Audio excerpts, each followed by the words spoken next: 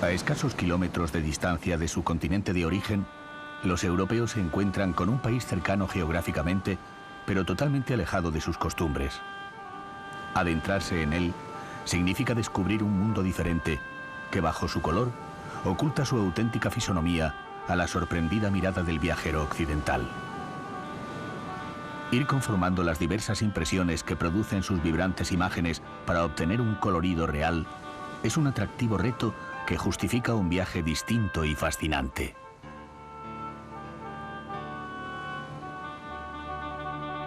La luz, el color, la vida de sus calles y plazas, el encuentro con su peculiar cultura, provoca una atracción tan especial que hace que artistas como Matisse exclamen al descubrir Marruecos: existe aún el paraíso en la tierra.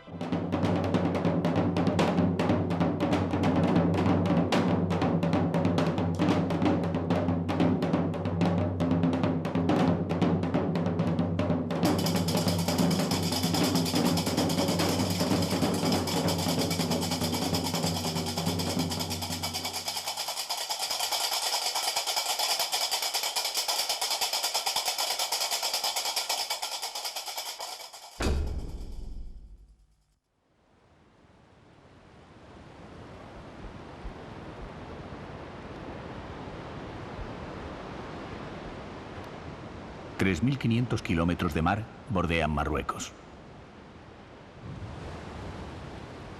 En su costa todavía se pueden encontrar innumerables playas salvajes para poder disfrutar con tranquilidad en invierno o refrescarse en verano.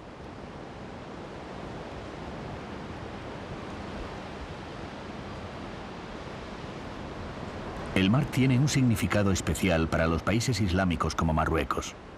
Una tradicional interpretación de los versículos coránicos dice que Alá, el que enseña al hombre todo lo que ignoraba, tiene su trono sobre las aguas.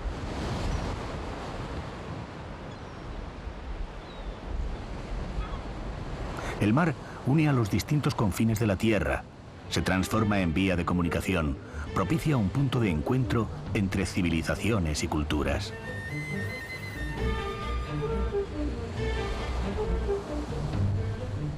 A través de las aguas llegó a estas tierras Roma, que estableció en Marruecos diversos asentamientos que constituían unas de las bases más remotas de su imperio. Volúbilis se convirtió en una de sus principales ciudades gracias al comercio de aceite y la extracción de cobre. Más de 20.000 personas convivían entre sus murallas, caminaban por las vías pavimentadas bordeadas por casas espaciosas o contemplaban las ricas mansiones con patios decorados de mosaicos.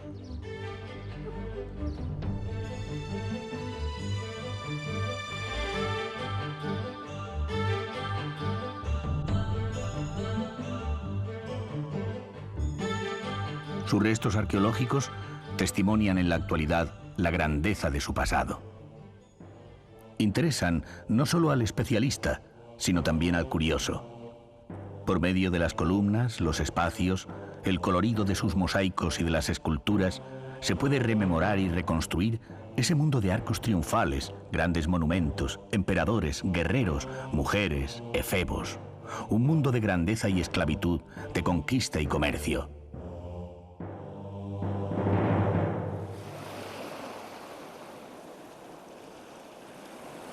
Pero el mar, además de nexo de unión, provoca otras facetas. Las murallas detienen las aguas, convierten al mar en frontera.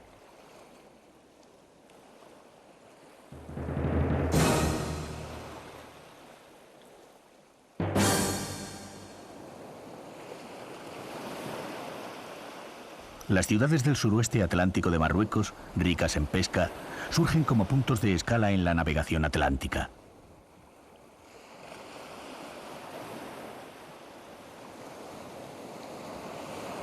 En ellas se comerciaba en cereales, telas o caballos, siendo también el centro de venta de los productos transsaharianos como el oro o el marfil, o uno de los lugares donde se traficaba con la venta de esclavos.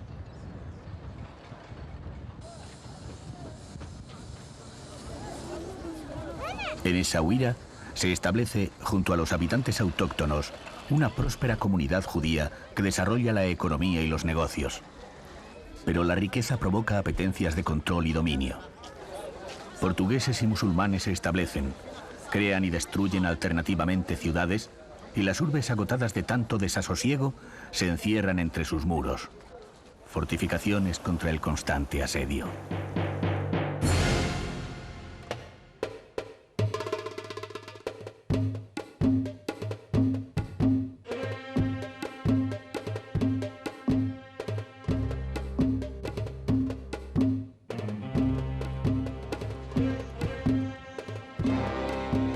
Quizás fueron estos rojizos muros los que detuvieron el deambular de Orson Welles y su Otelo.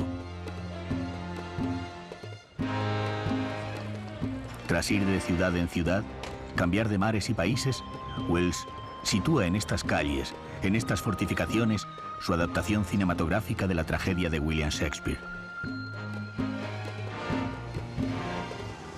Como dice el cineasta André Bazin, Welles crea a partir de las piedras de Essaouira una arquitectura dramática, imaginativa, pero ataviada de todos los embrujos, todas las bellezas que solo puede poseer en la verdadera arquitectura la piedra natural patinada por siglos de viento y de sol.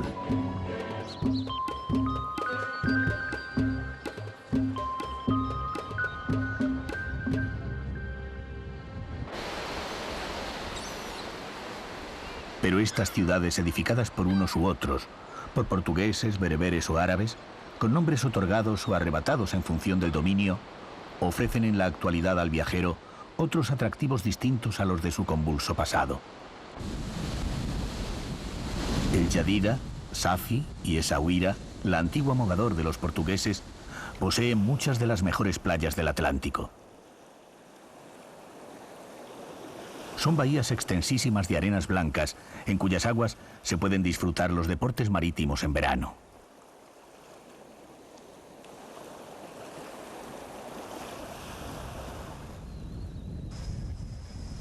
En sus pintorescos puertos, perdidos entre la amalgama de redes y colores y el continuo traqueteo de los pequeños barcos, se pueden comprar toda clase de pescados y mariscos, o consumirlos en los restaurantes que aprovisiona una de las flotas pesqueras más importantes del Atlántico.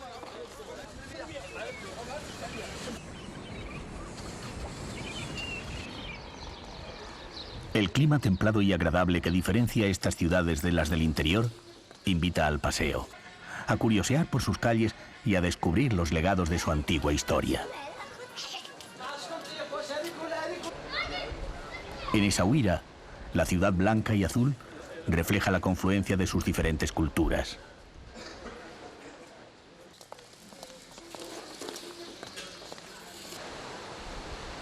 La influencia portuguesa transpira por las calles, se mezcla con la ornamentación árabe y oculta en sus pasadizos abovedados a los mejores artesanos de marquetería de todo Marruecos.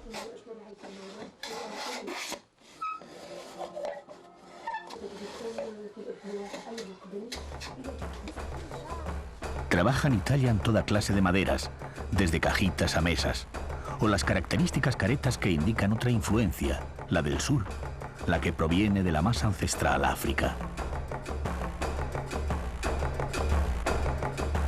En la vecina Safi, los artesanos se han especializado en otra faceta.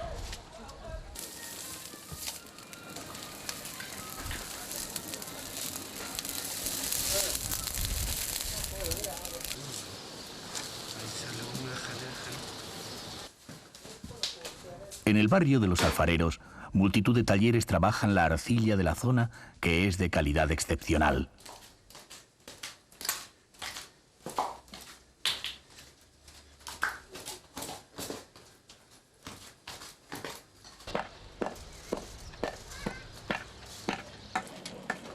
Se producen toda clase de objetos labrados y tejas.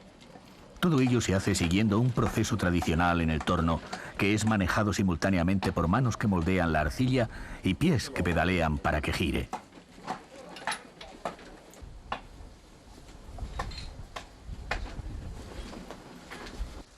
Los operarios, con su esfuerzo, han contribuido a que la alfarería de Safi haya adquirido fama internacional.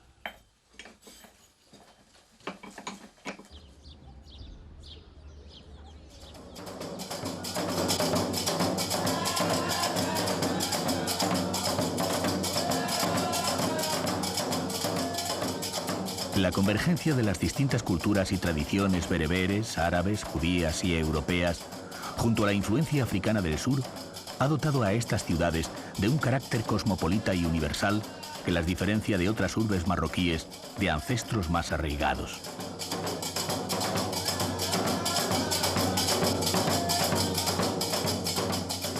No es de extrañar que durante los años 60 Essaouira se convirtiera en lugar de concentración del movimiento hippie, que todavía pervive en la ciudad, o que en la actualidad sea un centro importante de encuentro de artistas, lugar de peregrinación en busca de sensaciones nuevas y destino de viajeros de todo el mundo.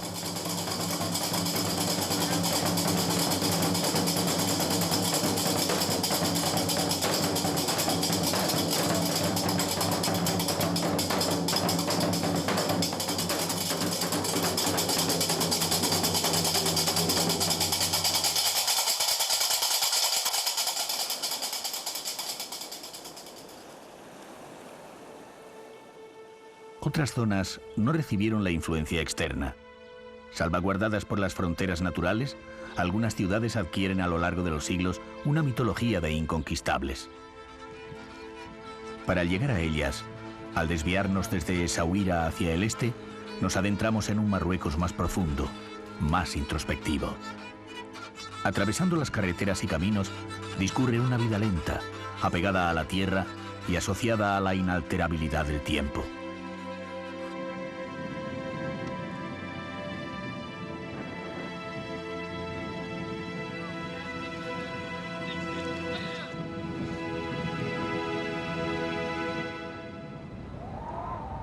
Solo los bosques de Argán rompen la monotonía de las llanuras.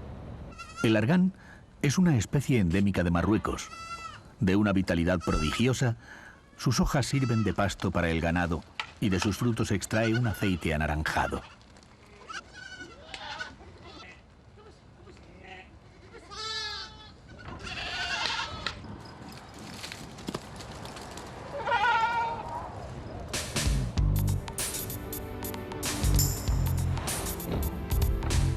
Dejando atrás los bosques de Argán, separada de la costa atlántica por la aridez de las llanuras y protegida por las montañas del Alto Atlas, se encuentra Taraudán.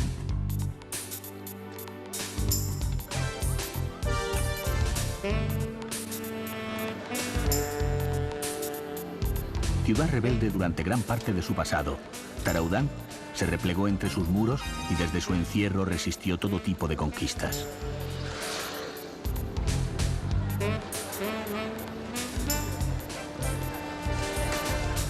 Eje de la resistencia contra el ejército francés, hoy sus murallas presentan un aspecto apacible que en nada recuerda el carácter indómito y levantisco que tuvieron sus habitantes.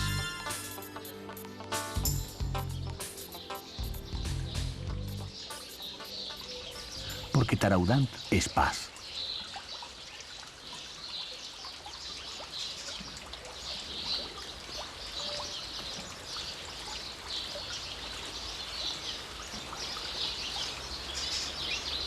Al pie de sus murallas se extienden lujuriosos jardines que conducen a los patios de los antiguos palacios reconvertidos hoy en hoteles suntuosos.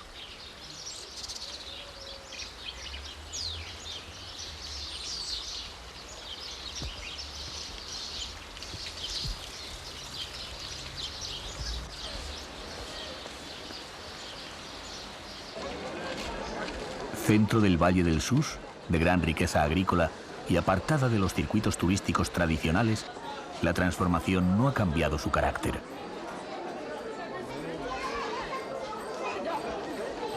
Es una de las ciudades más enraizadas de Marruecos.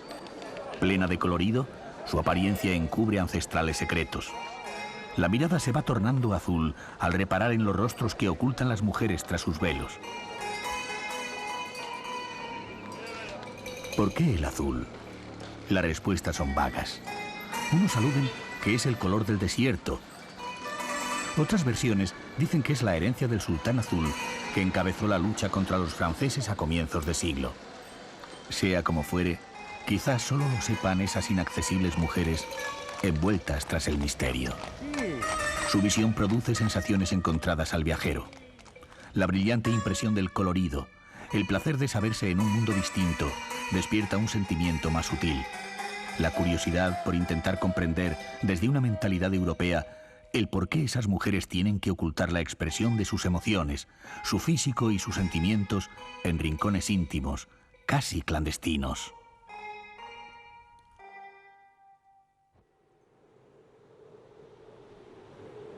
Al otro lado de las grandes cordilleras, en el norte, a los pies del Rif, otra ciudad se escudó en las montañas contra los extraños.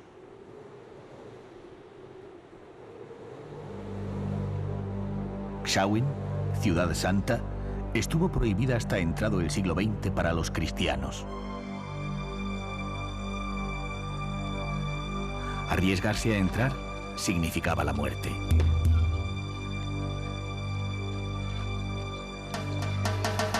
Dominio español durante el protectorado, se convirtió por su tenaz defensa en símbolo de la resistencia rifeña.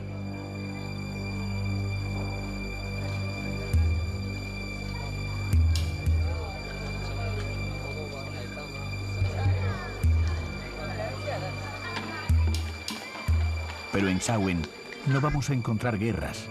Lo que hallamos son esas pinceladas de colores que tanto atrajeron a los pintores hacia Marruecos.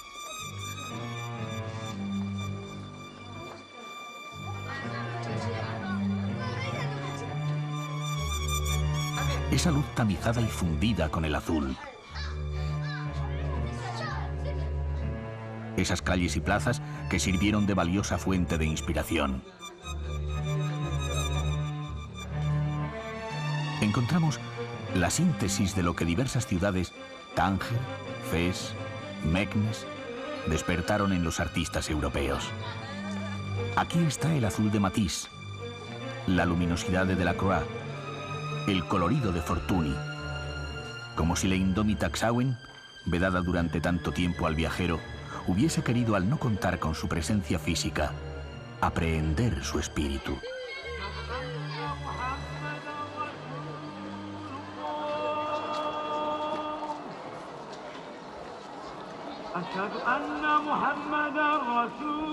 Xauen abre la ruta que conduce a las ciudades imperiales.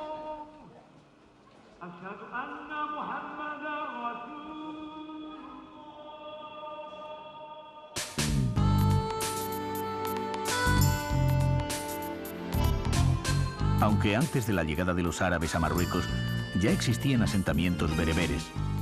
Son estos los que fundan las grandes ciudades desde las que podían gobernar de manera más efectiva. El lujo y la ostentación de sus palacios, mezquitas y edificios públicos representaban la fuerza de su dominio. En la ciudad de Fez, una gran explanada da acceso al Dar el-Maghzen, el palacio del sultán.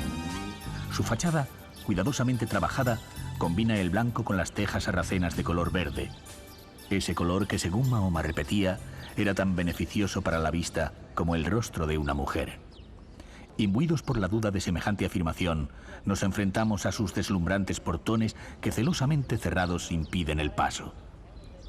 En este caso, hay que imaginar lo oculto, puesto que en Marruecos los diferentes palacios reales no pueden ser visitados. El lujo queda lejos de nuestro alcance, vedado por infranqueables muros.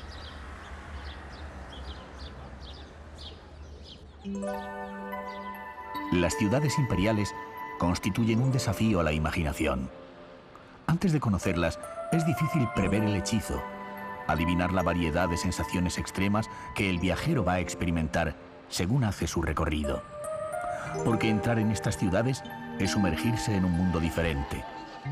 En este universo cercado, la vida se convierte en espectáculo, lo cotidiano en exotismo. La esencia de Fez es la Medina. Dentro de ese recinto amurallado, de perfecta composición desde fuera, se encierra un auténtico laberinto de miles de calles abigarradas en el que se esconden la luz, el ritmo y el color de la vida marroquí.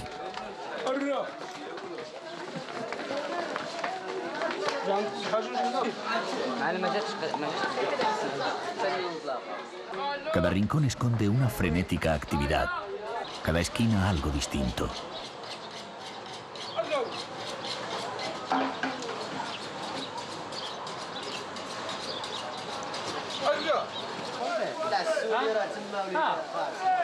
En el barrio de los curtidores descubrimos cómo los humildes oficios de la Medina mezclan el carácter pintoresco con la vida cotidiana, la estética con la realidad.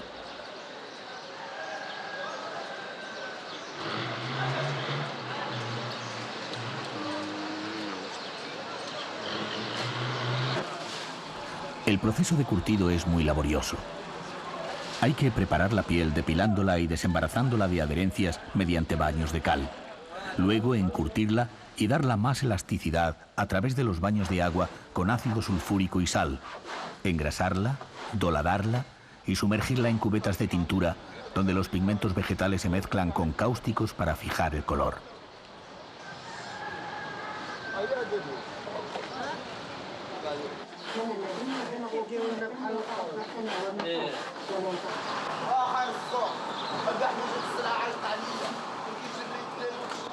Se requiere gran pericia y grandes dosis de resistencia.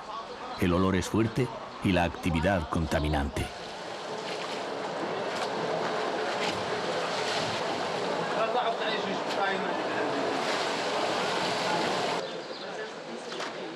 Las cubetas de colores componen una atractiva acuarela.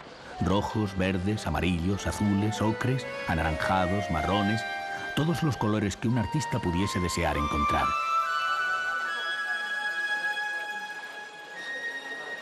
Pero la acuarela conserva la transparencia.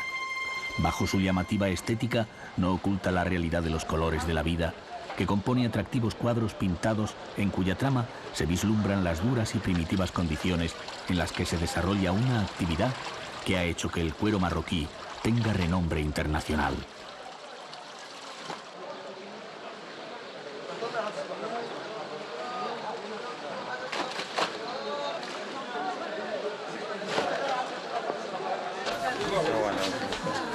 En las calles de la Medina todo se mezcla, lo religioso y lo profano, la contemplación y el ajetreo.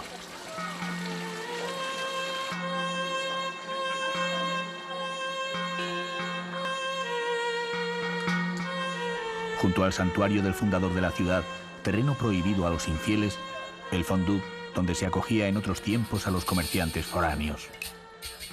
Estos hoteles reservaban una parte para establos y alojaban a sus huéspedes en las habitaciones altas que rodean el gran patio.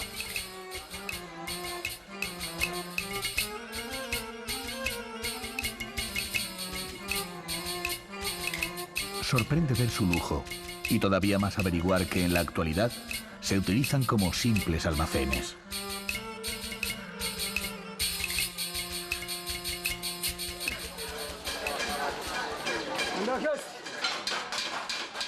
En Fez se dice que todas las calles convergen al final en la mezquita Qarawin, auténtico corazón de la ciudad.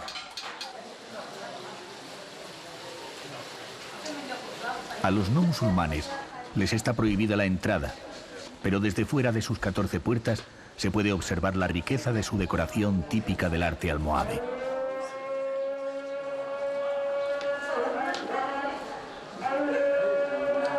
Arrebatada su jerarquía espacial, la Qarawin no pierde su orgullo. Sus espaldas albergan la universidad que se remonta al siglo X.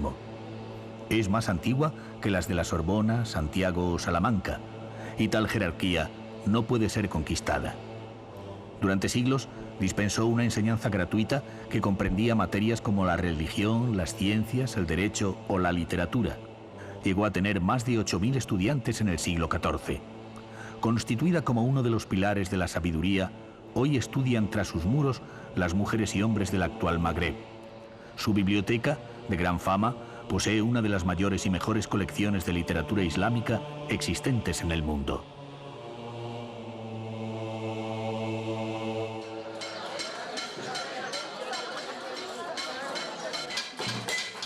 Los trabajadores del metal emplean su arte para modelar y decorar todo tipo de materiales. Hierro, bronce, cobre, latón, plata. La artesanía marroquí alcanza en sus manos una destreza admirable. Los pequeños punzones elaboran dibujos que van creando diseños originales. Se fabrican toda clase de objetos de decoración o utensilios, entre los que se encuentran las famosas teteras, que se pueden adquirir en cualquiera de las numerosas tiendas que pueblan la Medina.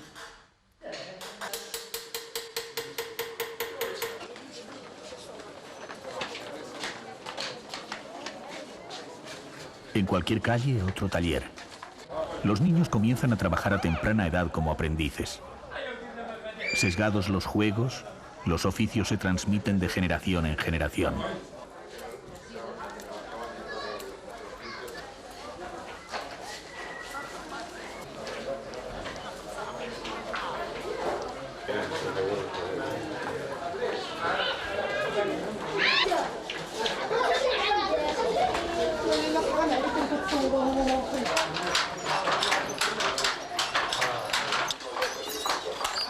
La Medina es impredecible. En cualquier rincón aguarda una sorpresa. Todo habitáculo es válido para un taller artesanal. Todo el mundo trabaja, crea y construye el colorido artesanal que caracteriza a estas zonas de Marruecos. Niños, guías, artesanos, comerciantes ofrecen su ayuda y mercancías a los visitantes. A veces la amabilidad se convierte en asedio. El color adquiere tintes de supervivencia.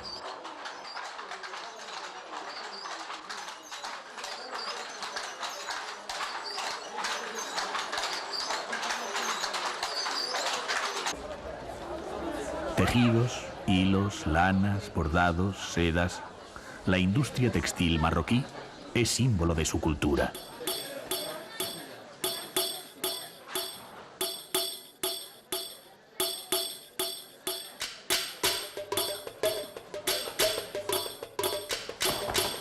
De una calidad excepcional, las alfombras reflejan la diversidad de Marruecos, sus orígenes bereberes y su civilización islámica.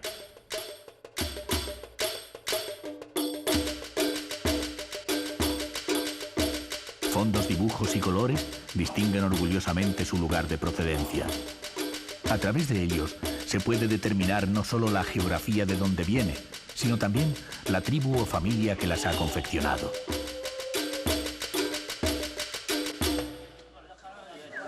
Desviándose de las arterias principales, se hallan otras calles más estrechas. Hay que ir bien orientado, pues Fez tiene cerca de 1000 callejones sin salida. Los muros se hacen cada vez más densos, las paredes más eternas. Pero como siempre en la Medina, la sorpresa.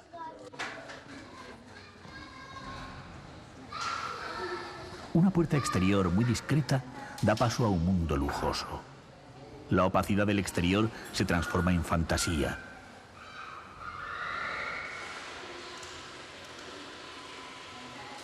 Las habitaciones de la casa se distribuyen alrededor de un patio.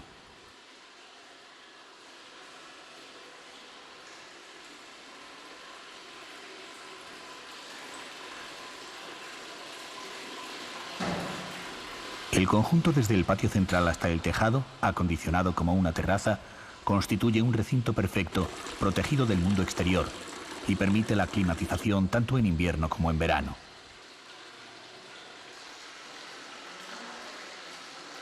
La madera pintada, el estuco, la cerámica, la ornamentación de las columnas dan al conjunto un aire de fascinación, placer y elegancia.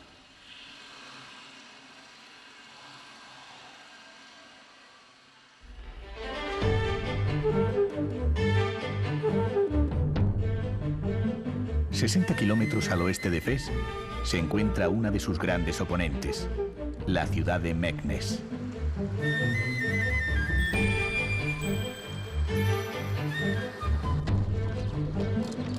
La lucha por la supremacía entre las distintas facciones musulmanas fomentó la rivalidad de estas ciudades que fueron convirtiéndose sucesivamente en capitales del imperio. El poder debía reflejarse en todas las facetas. Por eso en estas ciudades las murallas, más que de defensa, sirven de ostentación. Si las de Fez eran extensas, las de Meknes más. Se extienden a lo largo de 40 kilómetros y fueron empleados 30.000 prisioneros para su construcción. Además, había que ornamentarlas, aunque para ello fuesen necesarias las piedras de los monumentos de Fez o Marrakech. La ambición del sultán por convertir a Meknes en una ciudad que rivalizara en esplendor con la del rey Sol de Francia se sintetiza en esta puerta Bab Mansour, la puerta del victorioso renegado, ya que fue edificada por un arquitecto cristiano convertido al Islam.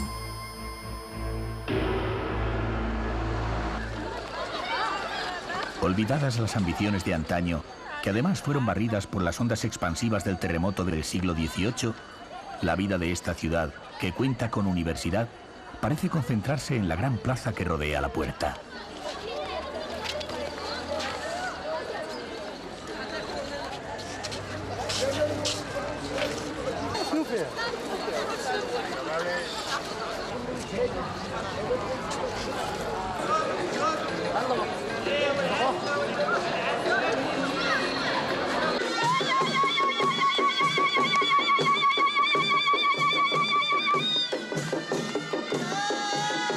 Las características del clima hacen que muchas de las manifestaciones vitales de los marroquíes se desarrollen fuera de sus casas. Las calles siempre están llenas de vida. Las bodas en Marruecos se proclaman. Los festejos duran varios días. Las amigas de la novia portan los presentes del novio que representan la esperanza, la laboriosidad y la abundancia. Todos los familiares y amigos bailan al son de los tambores, al ritmo de las niras y las gaitas.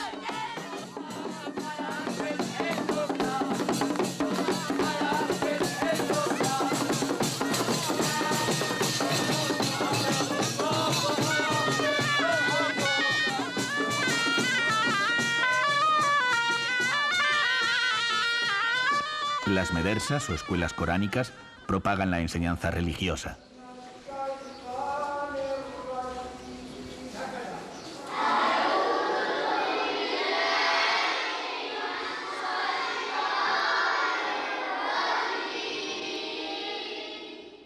Alrededor de un patio cuadrado, donde se encuentra la fuente para las abluciones, se sitúa el haram o sala de enseñanza y rezos.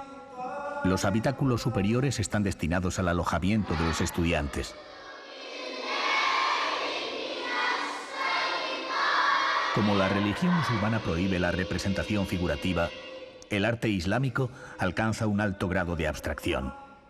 Además de las formas geométricas, se escriben en los muros versículos del Corán. La escritura se embellece ante la necesidad de ser digna de la palabra divina. El arte se transforma en caligrafía.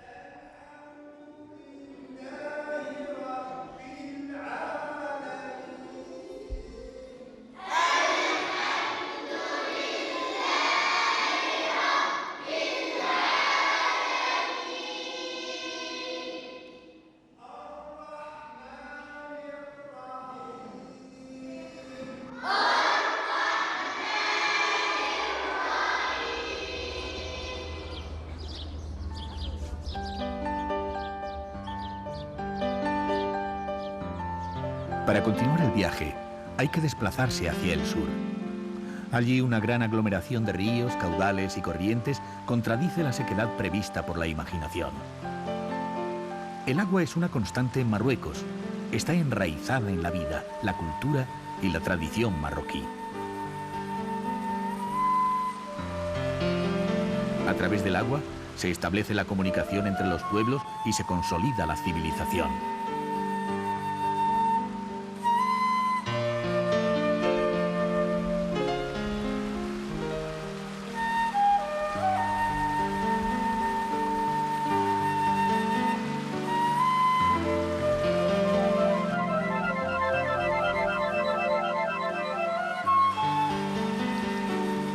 Por medio de las acequias y canales, el agua riega la tierra y proporciona la riqueza y la vida.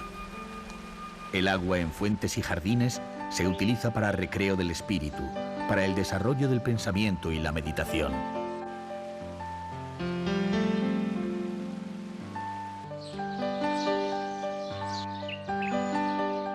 Un complicado sistema subterráneo de riego cambió la corriente de los ríos que bajaban de las montañas y crecieron los extensos palmerales y jardines que hoy caracterizan a Marrakech. El abastecimiento de agua permitió a la ciudad desarrollarse rápidamente y convertirse en centro de un poderoso imperio.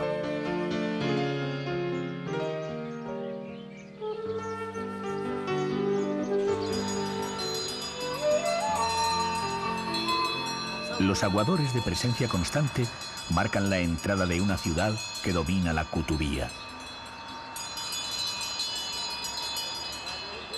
Esta mezquita del siglo XII, en la actualidad en restauración, una de las más bellas del occidente musulmán, constituye el auténtico punto de partida para iniciar el recorrido por Marrakech.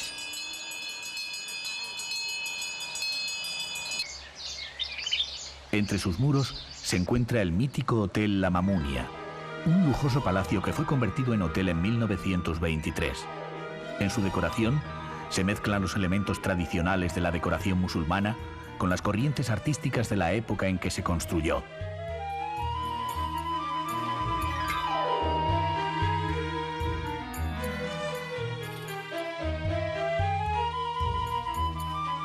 La síntesis es la fantasía de las 1001 noches que el viajero occidental había imaginado ver. Sinónimo de calidad y lujo, adquirió un carácter legendario que atrajo a famosos como Orson Welles, Rita Hayworth o el político Winston Churchill, que venía a cultivar aquí su afición oculta, la pintura.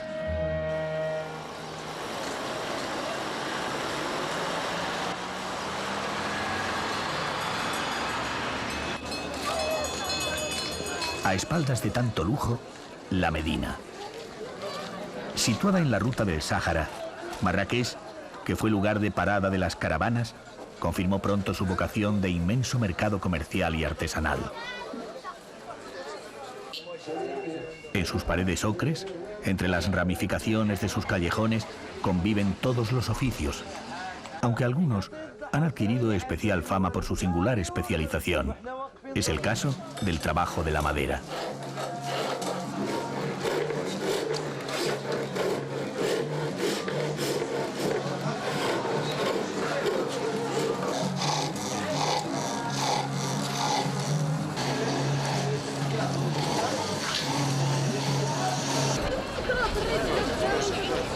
Pero el complicado laberinto lleva siempre a la misma salida. Es como si las intrincadas callejuelas quisiesen expulsar al viajero del zoco para que descubriesen la sorpresa.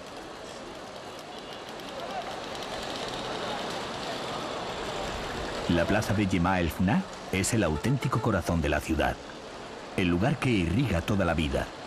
Su nombre significa reunión y era el tradicional punto de encuentro de los campesinos y los vendedores del Sus, del Alto Atlas y los provenientes del desierto.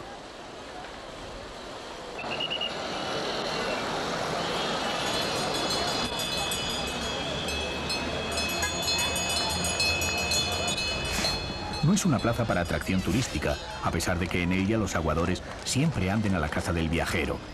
Es una plaza con una sorprendente vitalidad, en cuyas entrañas se esconde toda el alma del sur. En su inmensa explanada se concentra todo, la gente de la ciudad y la de los pueblos, lo que es y lo que no es, lo verdadero y lo falso. La atracción es aquí la vida que se convierte en espectáculo.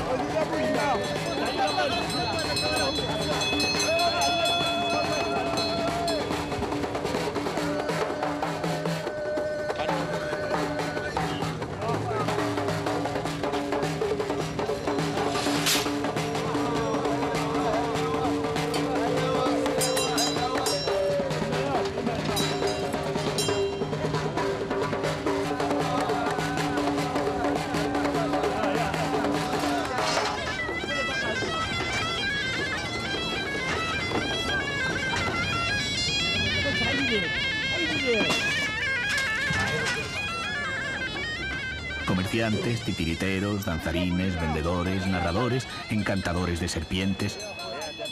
Todo se exhibe, todo se ofrece. Cualquiera puede delimitar en la plaza su círculo imaginario, su alca, bendecido por un santo, y ahí comienza su territorio.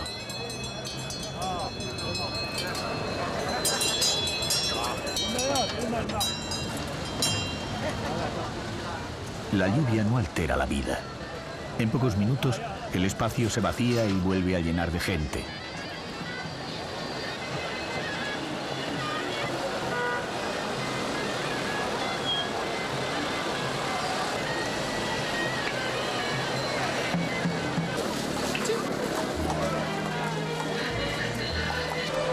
La oscuridad no acaba con el divertimento.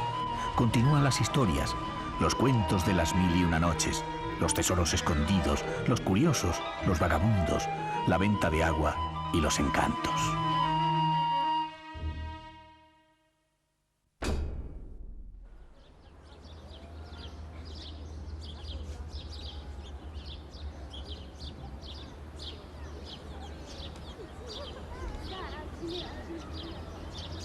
Abandonando Marrakech hacia el sur, las montañas del Atlas rompen bruscamente el esplendor y la fantasía del mundo magrebí.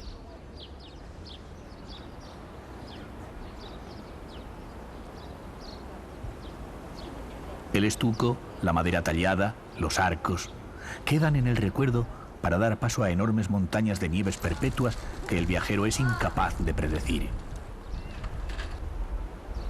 Al otro lado de la montaña, la estación de esquí.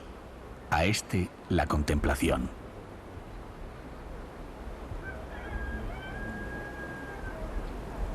En lo más angosto de las profundas gargantas, junto al cauce de los ríos, se sitúan austeros pueblos con casas de piedra, en cuyos tejados de tierra batida se seca el maíz al sol.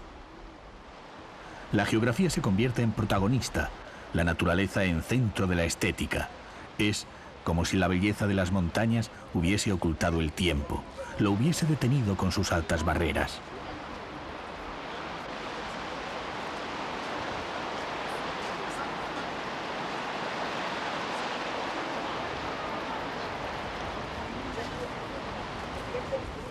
La vida depende de los recursos de la naturaleza. La mujer bereber siempre ha llevado sobre su espalda gran parte del trabajo agrícola. Además del cuidado de la familia, pastorean la ganadería. El conocimiento de la naturaleza se produce cara a cara. En esta zona no hay velos que dificulten la acción. La dura comunión con la tierra, la vitalidad del valle ha dotado a estas gentes de unas diferentes costumbres, de una visión de las cosas más sencilla y libre.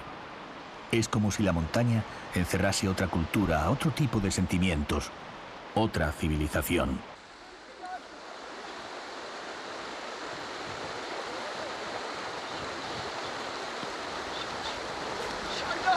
El rigor climático, la difícil supervivencia de sus habitantes, el color de la tierra, inducen a pensar que se abandona el universo mágico magrebí.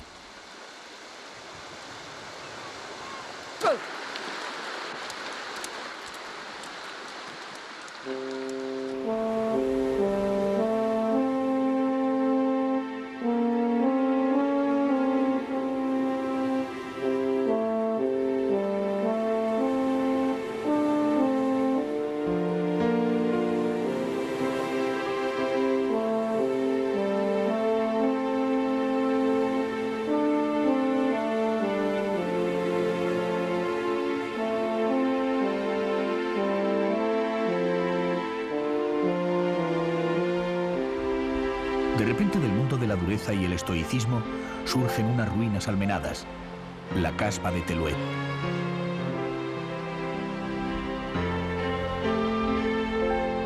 Al cruzar la desvencijada puerta y atravesar unos pasillos de adobe que parecen no conducir a ninguna parte, entre restos de tronco y barro se descubren unas salas llenas de fantasía y voluptuosidad. Otra vez la pintura sobre la madera, las columnas y paredes recubiertas con cel-lix. Nuevamente el mundo de los sentidos, las formas y los colores. En medio de las ruinas, el destino solo ha querido proteger el harén. Del palacio del rey de los Glawa, la naturaleza ha querido preservar el lujo y la sensualidad de esas salas, donde aún respira el espíritu de las mujeres que las habitaban antes de ser desterradas al Gran Sur. Allí, como contrapunto, las mujeres ocultan su frente y barbilla tatuadas tras un haik negro. Color y sombra, lujo y ascetismo se suceden en Marruecos. En el sur las costumbres tienen más arraigos, más ancestros. Estamos en lo más profundo de Marruecos. Aquí los colores se quiebran. El impulso vive dentro. Imbuidas en la creencia de que la captación desde fuera de la expresión de su alma alterará su espíritu, las mujeres esconden su rostro a la mirada de cualquier desconocido.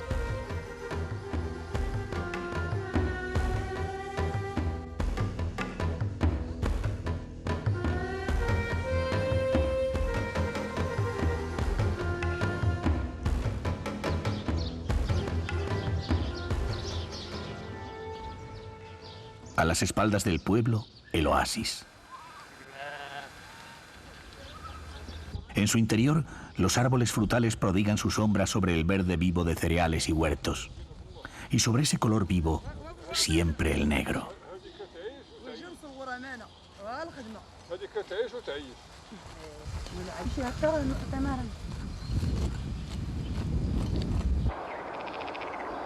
A la espalda del oasis, siempre el río. La tierra, a través del Draa, recupera la vida.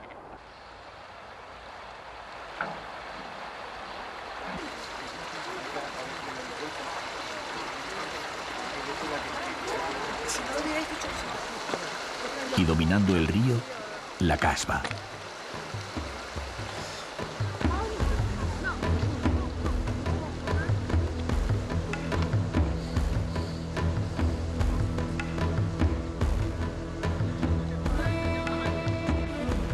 Desde fuera, es un pueblo fortificado, salpicado de torres en el que conviven las distintas familias. Pero desde más cerca, se percibe que es una impresionante construcción de barro mezclado con troncos de palmera.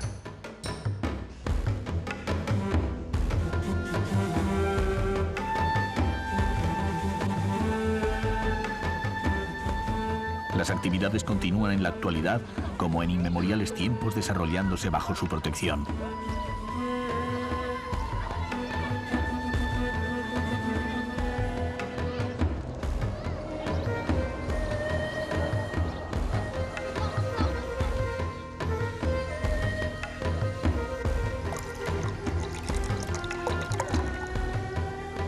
Las viviendas se encuentran a un lado y otro de los pasadizos. Los muros exteriores ciegos forman torres que sirven a su vez de granero.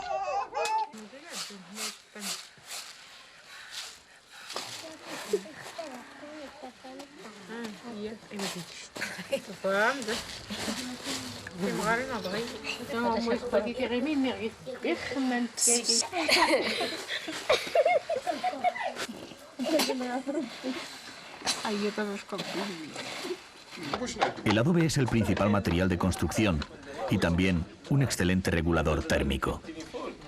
Sus calles albergan además de a los habitantes a la ganadería. Todo está separado pero unido: hábitat, ganado y granero.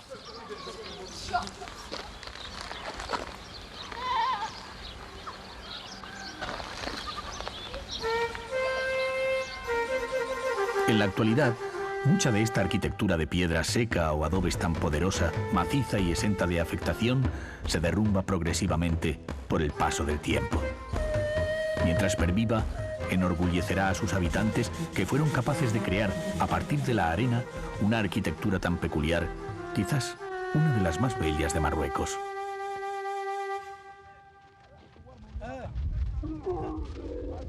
Marruecos es uno de los pocos países en los que todavía se puede esperar la aventura. Desde las últimas poblaciones del Draa se organizan expediciones que se adentran en el desierto. A pesar del sobrecogimiento y el temor que secularmente ha inspirado el desierto, siempre ha existido la presencia humana en su interior. Adaptados a unas condiciones difíciles de vida, los habitantes nómadas crearon una peculiar cultura que hoy se encuentra en peligro de extinción.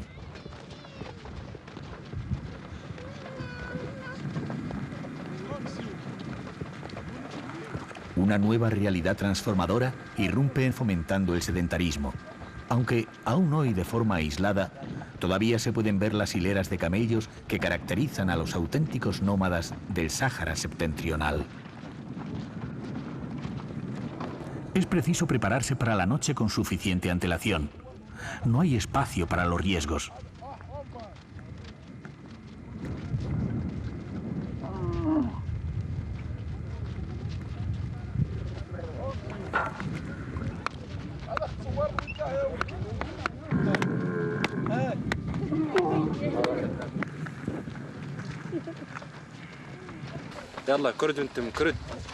La tienda rápidamente montada se adapta al clima y es adecuada para los desplazamientos.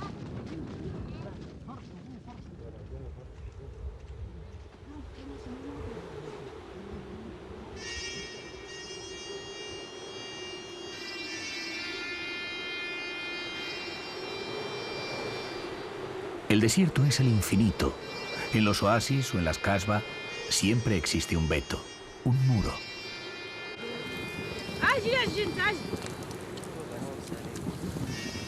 En el desierto no hay obstáculos. Como dicen sus habitantes, en el desierto se da la verdadera sabiduría, porque en él no hay nada esencial ni superfluo, sino solamente necesario. Y con tan pocas cosas, ellos saben no solamente vivir, sino además a veces reír y ser felices.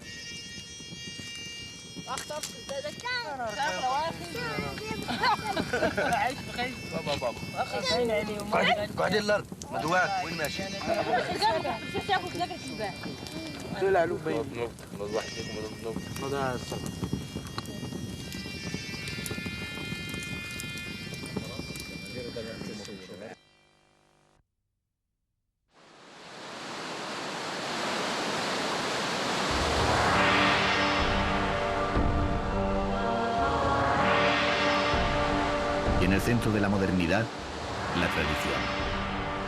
La más grande mezquita del mundo musulmán, después de la Meca, se eleva en Casablanca.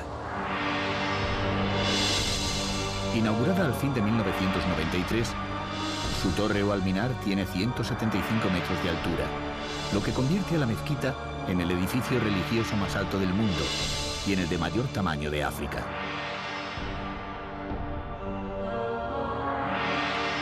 Edificada en sus 3/4 partes sobre el mar, a causa de que la tradición sitúa el trono de Alá sobre las aguas, este edificio de proporciones descomunales fue costeado en su mayor parte por el pueblo marroquí, que aportó más de 65.000 millones de pesetas.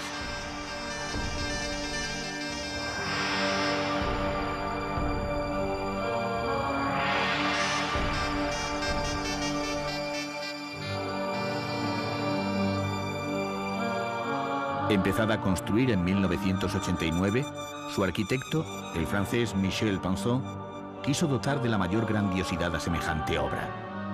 Todo en el edificio es desmesura. El conjunto se extiende por más de 20.000 metros cuadrados.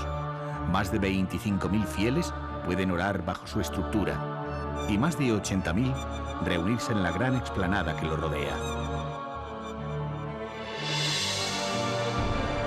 El conjunto fue decorado por los mejores artesanos de Marruecos, siguiendo el espíritu de la tradición. Cellics, mosaicos, motivos geométricos, madera pintada y esculpida, estucos. Todo se cuidó con precisos detalles.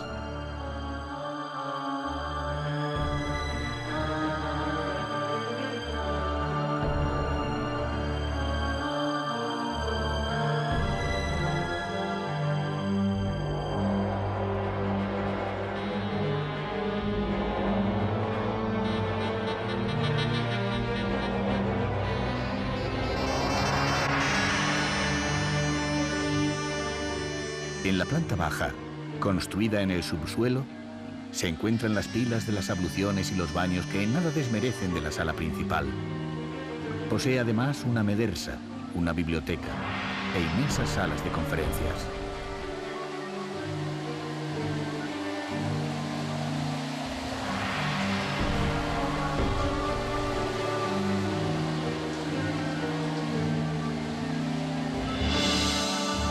Se deseaba que tan suntuoso edificio fuese para África lo que representaba la Estatua de la Libertad para Norteamérica.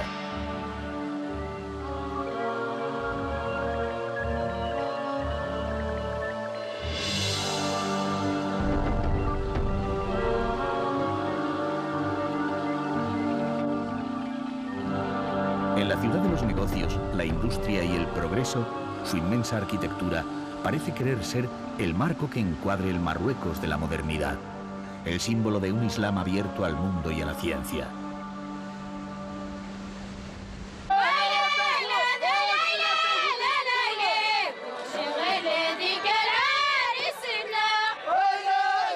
Los musem son grandes reuniones populares que congregan a distintos grupos bereberes y árabes.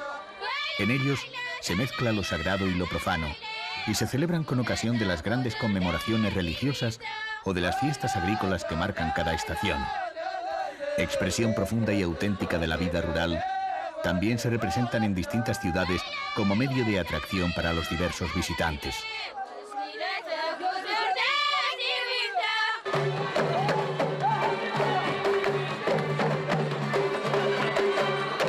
En estos festejos se mezcla la realidad y la ilusión, lo que Marruecos de verdad es y lo que la mentalidad occidental piensa que es.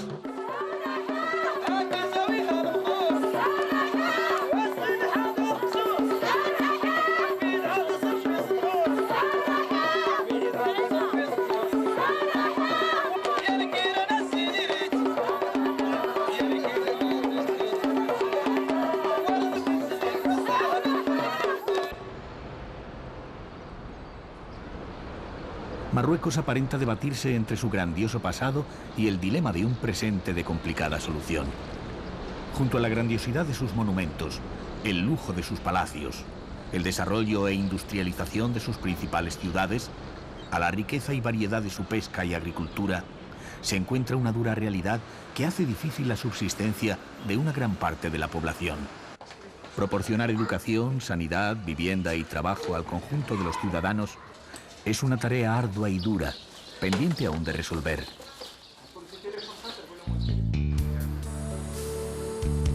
El universo mágico tiene zonas de oscuridad.